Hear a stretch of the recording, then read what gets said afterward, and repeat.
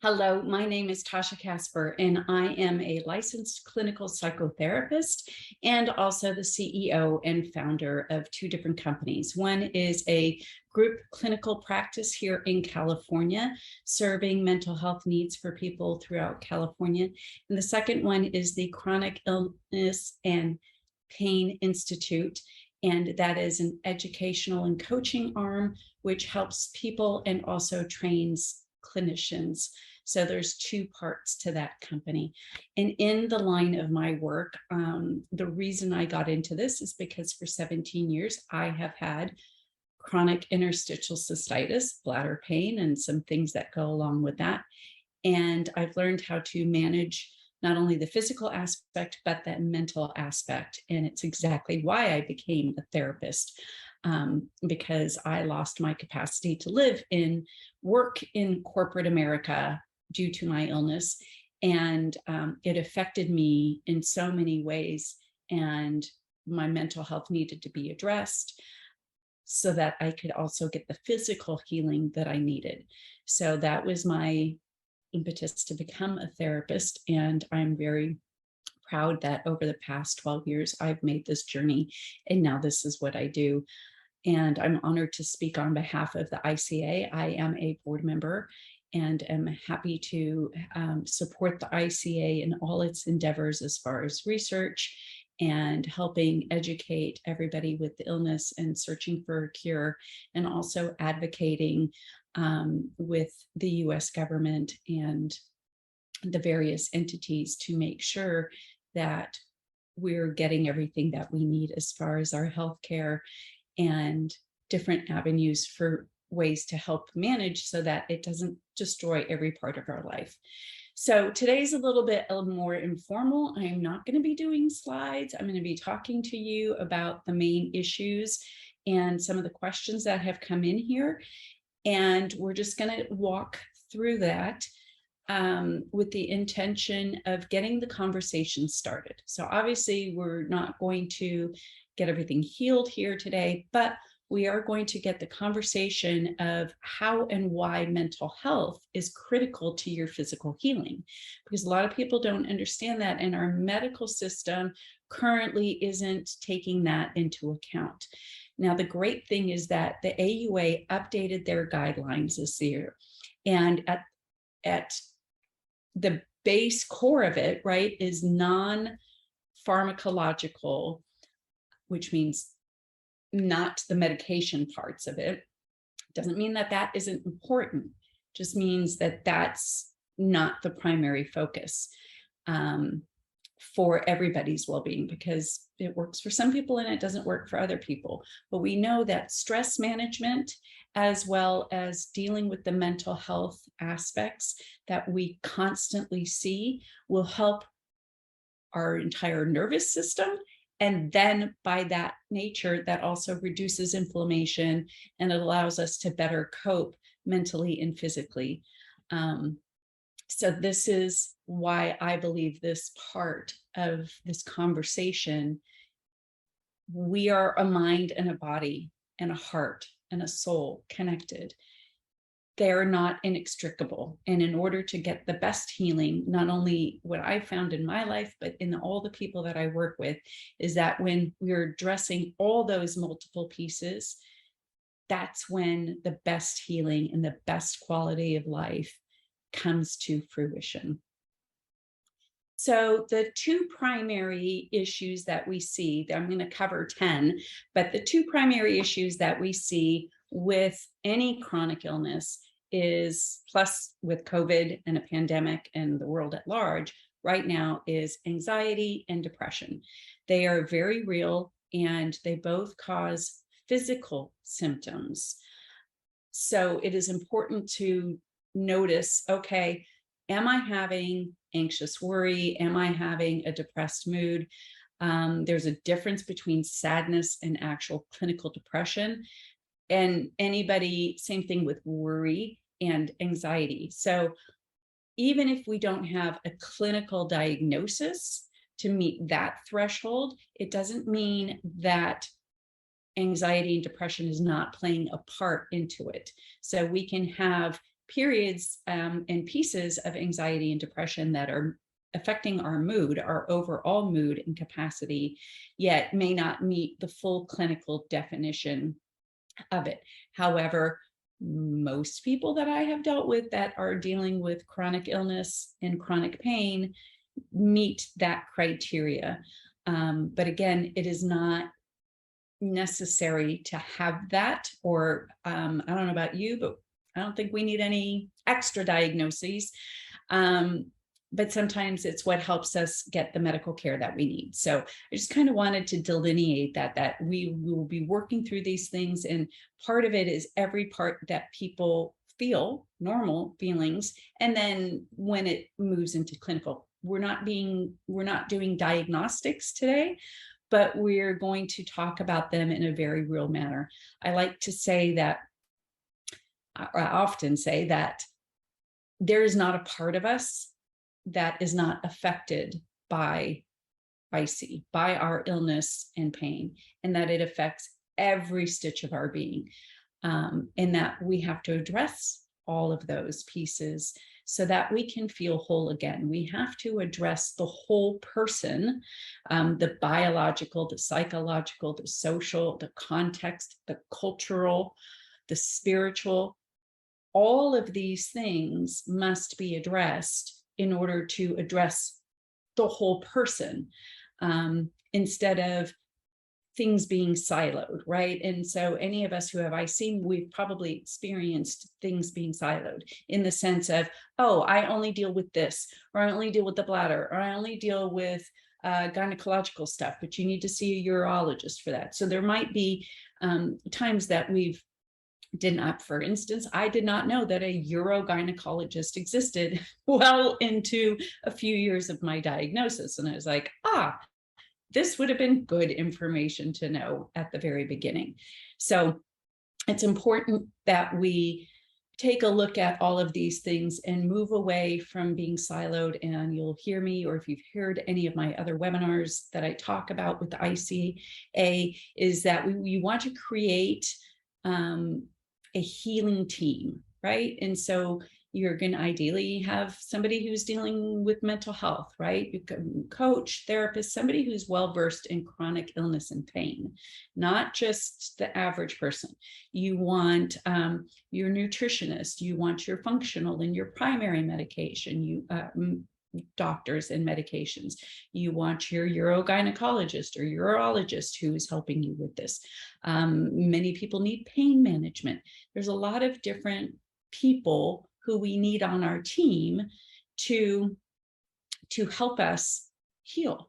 And for me, I also got cancer. So I'm about 6 years out from cancer. So that complicated my situation further. And I needed to expand my healing team and make sure that they were all speaking to each other, because that was a really important part of my care.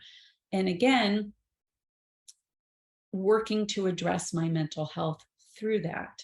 The sad part is that through most of my journey, nobody's ever asked me, how am I coping mentally?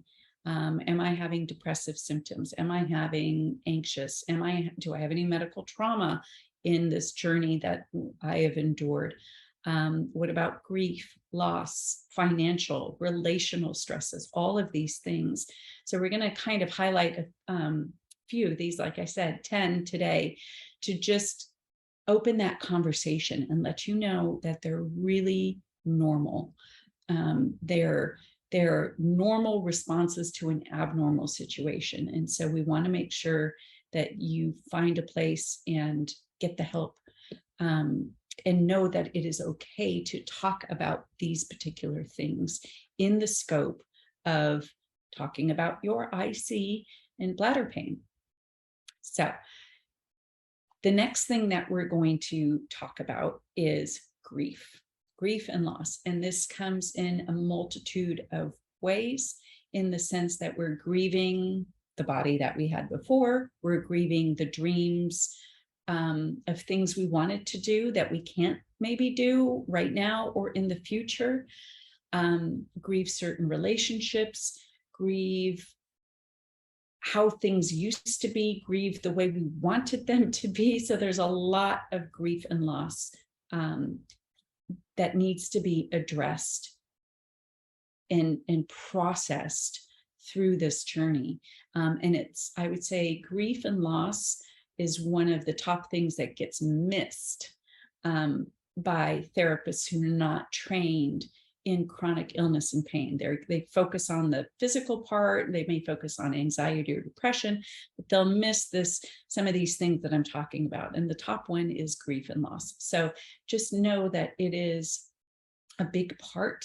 It is normal to feel grief and loss, anticipatory grief. What am I going to be missing in the future? How is this going to change? I wanted my life to go this way. It's not going that way. How do I adjust? How do I create a new normal, even when I'm grieving? And then how do we have the best quality of life and live fully when we still have these mental health aspects to it? So I just want to address on the anxiety, depression, and grief, on those top things. What are some things that we can do? So having a flexible mindset, looking at things in a creative way, making sure that I'm not getting stuck in a black or white thinking, and it must be this way and it can't be that way. And for instance, I can't go do this, so I can't do anything at all. We want to have a flexible mindset, use our creativity, and put those in effect to empower yourself to do things differently. Yes, they're different. We have to address things differently. We have to plan for bathroom stops and make things different. But we also, it doesn't mean we stop us in our tracks completely. There may be times or days when it does, but not forever, right? So again, having a flexible mindset. Another one is fierce self-compassion. So moving away from just self-esteem and moving into self-compassion. So showing yourself grace and compassion like you would a friend, speaking to yourself the same way that you would speak to a friend. Because if you are like most everybody, we're pretty hard on ourselves. There's a lot of judgment and shame and negativity that goes on in this thing up here, and we don't treat ourselves kindly. Fortunately, we can change this. And unfortunately, if we don't, what happens is our body is listening to our mind. And so if we hate parts of our body and are angry at it, it will feel that. And so it's important that we understand that we want to show compassion to our inner self and to parts of our body that are trying their best to work or to heal, and give them the support that they need, and begin to treat ourselves the way we would our best friend.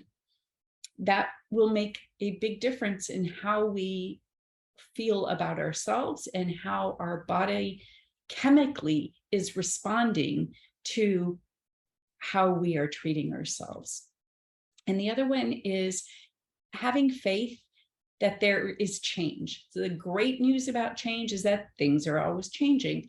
That can feel very frustrating, especially in the beginning. But the great thing is, for instance, in the trajectory of the 17 years that I've had IC, so many new treatments, so many new medications, so many things have changed in the way that I can manage my illness and the pain, and has made it so much easier, or access to it has been improved. When I first started, getting access to pelvic floor physical therapy was so hard and so difficult. And now that has changed. More people are trained in it. It's not this foreign thing that nobody knows of. Now, pretty easily, we can find pelvic floor physical therapy, which for me has been integral in helping my healing. Same way in talking about mental health in general. The one thing that COVID has given us is that more and more people are talking openly about mental health, and that we're not always okay, and that it's okay to not always be okay. certain medications, certain treatments, different installations. I've had pretty much every or most every treatment that an IC person can have, including InterStim and all these things. And some have worked, some haven't worked, but it's been great over the time. And so now I share with people and say, okay, let's have faith. Let's have faith that there's research going on, that there's change going on. This year, we're seeing new changes in pain management and pain science. And so these are all things that are helping us and that are in play. And so we have to know, okay, even if I'm feeling hopeless and despaired today, that the chance of something changing and something improving in the future is very high. And so I can begin to feel comfortable that change will come and improvement will come. And I want to put myself into the best position that I can somehow, right? Moving all the pieces so that I'm there when it's ready. So this is a big part of having that flexible mindset, being creative about how we address things. Travel is another big one, right? How do I travel with all these things and all that? I myself swore up and down, left and right, that I would never, ever, ever self-catheterize or give myself an installation. I soon realized, well, then I'm going to be tethered to a doctor's office and I won't be able to travel, which is one of the things that I absolutely love to do. And I have a lot of family that is overseas. So I had to do some things that I didn't want to do. And now I know I can travel anywhere and I know I can take care of myself. And I know that if I get a flare, which is usually at night or on the weekends when the doctors are not always around, that I'm not held captive to that, that there are things that I can do for myself. So it's important to, again, have that flexible mindset. For me, it took a while. I'm not going to lie, to convince me of some of these things, but I'm glad I did. And I like to share it, that that's an important part of this journey. So one of the top issues that people come in with is relationship issues. And under relationship issues, there's a couple of things. So caregiver stress and burnout, relationship intimacy, as far as within partners, how that is going, families and isolation, and friends. So those are the, right, the three big umbrellas. There's more, but those are the big umbrellas. And so I'm going to break those down real quickly. And the solution to all of them is the same, meaning we need to focus on the connection, and create ways that we can continue to connect, even if it looks differently. So now we're connecting back to that flexible mindset that we talked about in the beginning, and our creativity, and using that in how we connect with our different people in our lives, be it our partner, our family, our friends. So maybe we can't go do one thing one way, but maybe we can find a creative way to make it happen a different way. So that's an important part to kind of look at, is to say, okay, yes, the connection is really important. And it doesn't look how it used to do, and it's not going to look how it used to be. And so how can we make it look different? And it requires effort, and it's not easy. And so don't put that kind of pressure on yourself either, like, oh, I have to figure all these things out at once. Hopefully you're working with a complete healing team, and you have somebody on your team who is helping you through these things, as far as the mental health and that coaching part of it, and helping you get through your very specific situation, because it is different for every single one of us. We experience commonalities, but it is unique to each one of us. How I see in bladder presents in me is different than in you, and you. It's, everybody is unique. And so it has to be tailored to you and your experience and your entire being, right? That whole person response is very important to getting your best healing for your best quality of life. And so focusing on that connection. The next one kind of within that is the caretakers, and the caretaker, our expectations of the caretakers and their expectations of themselves. So we see a lot of burnout with caretakers because sometimes either on their part or on the part of the patient, the expectation is you're going to be my everything. So the example is I get a lot of couples who come in and they're frustrated with each other. There's still a lot of love, but they're frustrated with each other because one person is expecting the other person, right? So usually the patient expecting the caretaker to be nurse, doctor, therapist, best friend, companion, and all these different things. And oftentimes that's just too much pressure onto the caretaker. And then the caretaker falls short or gets burnt out. And so that causes this friction. So that takes us back to a healing team. There are things and conversations that you can have with your therapist or coach that you don't want to be having with your partner or your best friend or your doctor or somebody else, right? And there's conversations that you have with your doctor that shouldn't be had with other people, and conversations with your partner that you don't want to be having with your doctor or your therapist. So it's really important to understand that not one person is going to fill all these roles and be able to tick all those boxes for you. And it often comes into play because of the isolation that comes with this illness, is that it just falls into line. And so we have to learn and be very conscious about, oh, okay, how do I expand? How do I have a healing team? What friends, what family, who do I talk to about what? And kind of, spread the love so that the interaction isn't falling just on you or just on one person. So that alleviates a lot of the caretaker issues. And then again, reclaiming the parts of your body that are working, reclaiming the capacity for your body to heal and to do things, even if they don't look or feel how they used to feel. There's still a lot that our body is doing, and as mammals, our nature, our body, our system, the way it is, its default setting is to want to heal. It wants, if you get a cut, it's going to want to heal. We don't have to go, oh, I need to build a scab and do this and do that.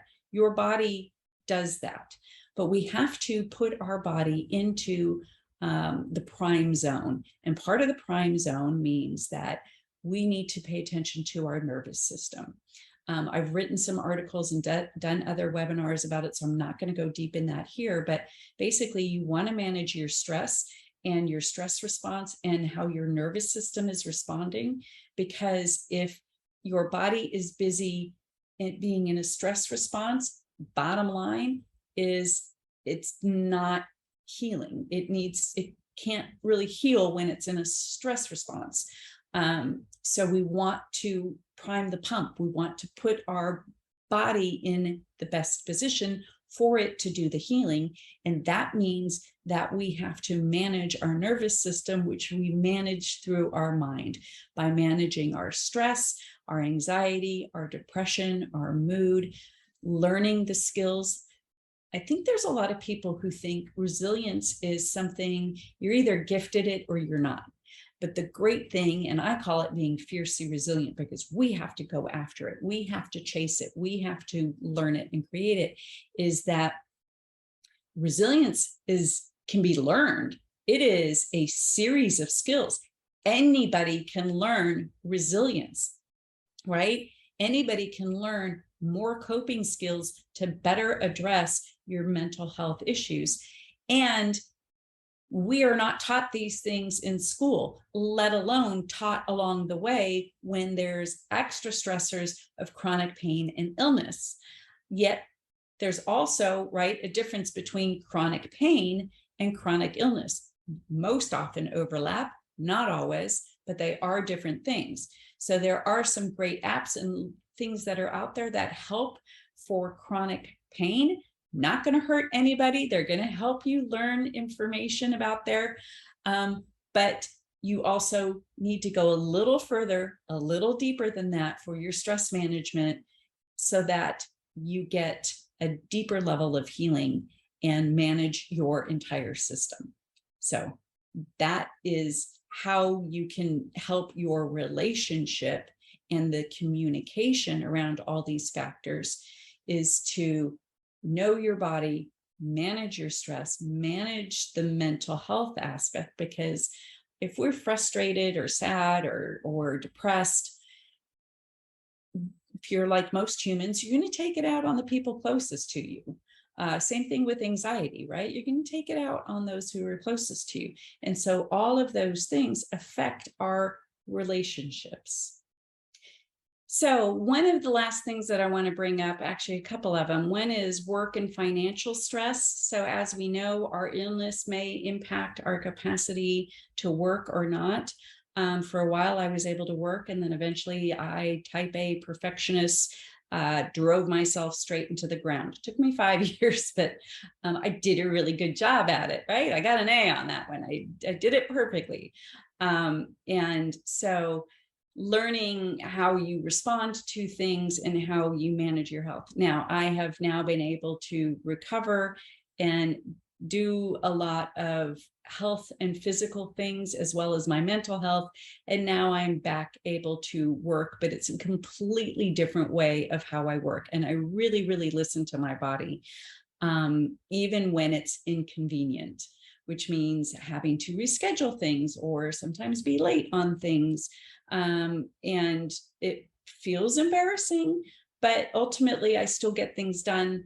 Ultimately, I'm still helping people. Ultimately, I'm still producing the things that are important to me and showing up for my family in the way that I want to be. And so knowing that my health comes first, and that is my first priority, and that without that, nothing else is going to fall into place. Instead of my health being, it used to be on the last of the list. Now it is on the top of the list. And that was a big shift for me. And it's a big shift for most of my clients, because it feels selfish. And I'm here to tell you, it is not selfish. It is the number one thing you can do, is to take care of yourself so that you can take care of others. Just like on the airplane, they tell you put the oxygen on first and then on to smaller children. My mantra, I'm going to share it with you, is you cannot serve from an empty vessel. So you cannot show up. You cannot do the things you want to do for fun, for family, for friends, for work, if the vessel is empty. Your car is not going to work if there's no gas in it. And so it's critically important for you to put yourself first. Mental health, physical health, listening to your body, learning the new skills to manage all these things, and know you have a healing team supporting you, so that you can then work and do those things. Now, I understand this gets really upside down for a lot of people in financial stress and all these things. When I experienced it, man, I lost my job. I lost everything and all the income that came with it, and, health insurance and all these things. And so we had to make different decisions as a family and as a whole and as a person. And it was really rough for a few years. And some serious sacrifices had to be made, and decisions in order to be able to do certain treatments or certain things. And so I very much understand this, and this is a big part. And that worry and that stress plays into our mental health. So they're very much related. So that's why getting as much little things, and I love doing these types of webinars and writing the articles for ICA, so that we get as much information out there as possible, to give you a foundation for healing and at least starting on that journey. And then slowly, as you feel better and get these pieces into place, then that will improve the odds of you continuing on that journey. So Unfortunately, many of us have had trauma along our journey, our diagnostic journey, trauma in our childhood, trauma in our relationships. And so we know science has taught us that there are links between trauma and chronic pain and illness. I, for one, am a poster child of childhood trauma.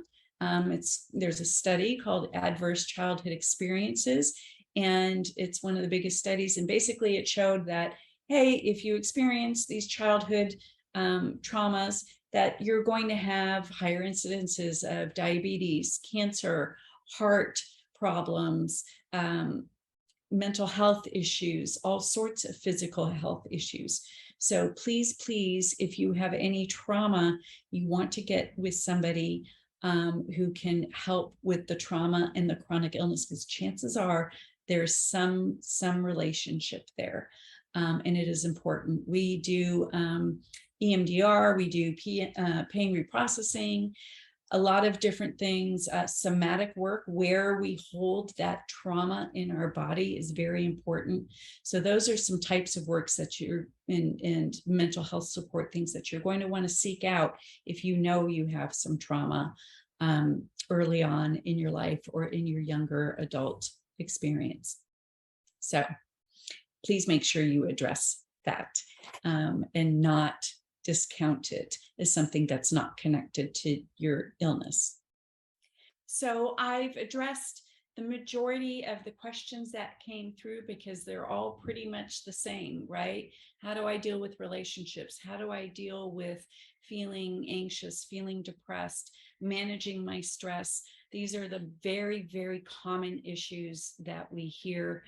And so I encourage you to listen to the other webinars that I've done and the articles that I've written for the ICA in their magazine, as well as all the other resources that the ICA has provided by other professionals, and also encourage you to get your own direct mental health support from somebody, again, well-versed in chronic illness and pain. So the last thing that I want to talk about is your new normal. And this is a big one. As we go through the process of getting diagnosed, the process of unbecoming the person that we were, and there's some benefits to that, right? I can myself share that I used to be, right, super perfectionist, very stressed out, type A, right? And I caused the people around me to feel stress. Now I've done my own healing in this process, and I approach life in a more authentic, calm manner, and my body likes that. And the minute I get out of whack or start feeling really stressed about something or get emotionally upset about something, my body will very quickly remind me, you're moving in the wrong direction. I have set protocols that I do for different levels of types of responses. It's also part of what I teach, not only people, right, but teaching other clinicians, because unfortunately, mental health clinicians are not trained in how to deal properly with chronic illness and pain through our educational programs. So most of it is after licensure. And that is a big part of the work that I do, is to make sure that we are getting pain science, pain management science, neuroscience, learning about bioplasticity, how our body can change in response to our mind, and incorporating all of these things into the mental health component, because the average person, the average therapist is not going to go get trained in all of those things. There are definitely out there for sure, and some therapy is better than no therapy. I guarantee that. But you also want to be looking and asking, okay, what's your understanding of chronic pain and illness? How do you approach it? Do you integrate, somatic or physical work? Do you integrate any type of whole person, biopsychosocial, and cultural aspects to this? Those are some questions that as you're looking for support and people to help you, you want to be able to ask those questions and feel comfortable and have a rapport with the person, just that they understand, that they truly get it, and understand what issues you're coming into with and what you're bringing and how they're going to help you. So as you look to help add mental health onto your healing team, those are some things that you want to look forward. This will help you create your new normal. Part of our new normal, yes, we will stumble upon, right? We need to unlearn old habits. We need to learn newer habits, better adaptive habits. We need to learn resilience strategies and other coping skills to manage how we are feeling and how we are dealing with our systemic stress, so that we can know at any point, oh, okay, I'm feeling this way. This is what's happening. Understand the difference. Oh, is this my body just having a response versus, oh, this is me? Because if I think it's me, then I might start catastrophizing or ruminating or spinning or just in general, making myself more activated, more worried, more anxious. Sometimes you'll hear me, I refer to the brain as an untrained puppy, and we need to train it so that it doesn't cause havoc and chaos all over the place. So as you create a new normal, as you move from newly diagnosed or having a diagnosis for many years like myself, and now you're trying to get help and adjust and things are changing, you want to make sure that you kind of grab hold, right? Like that fiercely resilient. You want to live fiercely. You want to not be a passive passenger in your life, but identify the areas where you need help and go after that. And because unfortunately, what I've found is nobody's going to come randomly and rescue us. And unfortunately, many providers are still not screening for mental health issues.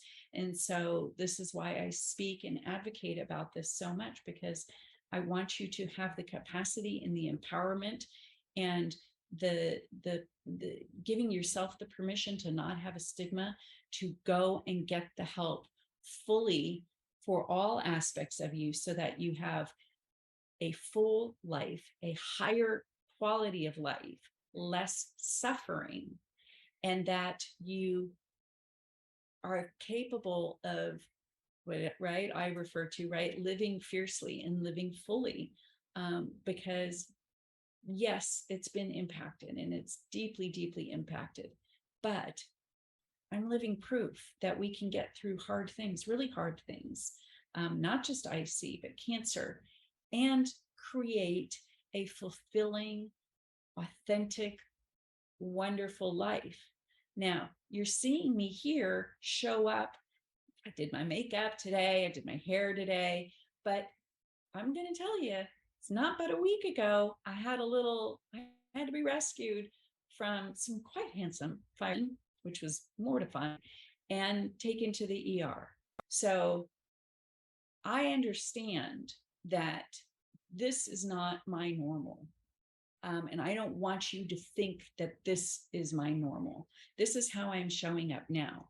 My normal is listening to my body and doing things in small parts and knowing my pain protocol and my illness protocol, so that when things go south and go wrong, I know, and my partner knows, my husband knows exactly what to do to get me the help that I need in that moment. Being Having that sense of safety and that significance of yourself is the foundation of being able to know, okay, I can handle what comes my way. And we have these things in place in order to address them, because chronic illness has a mind of its own, and it's going to show up when it's really inconvenient, and it's going to show up when we don't want it to. It was never invited to the party to begin with, but it has a tendency to really, activate. Now, I will be the first one to tell you that part of what played into my emergency room visit was some extreme stress that I was experiencing that I could have probably managed a little bit better. There was also a reaction to some medical stuff, but it's important to know, okay, little Monday morning quarterbacking.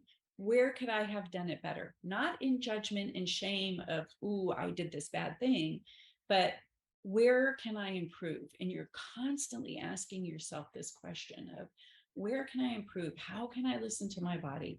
How can I reduce my stress? How can I improve my team who's dealing with this? What can I learn? How can I change my thoughts of how I think about this particular thing? So it's an ongoing journey.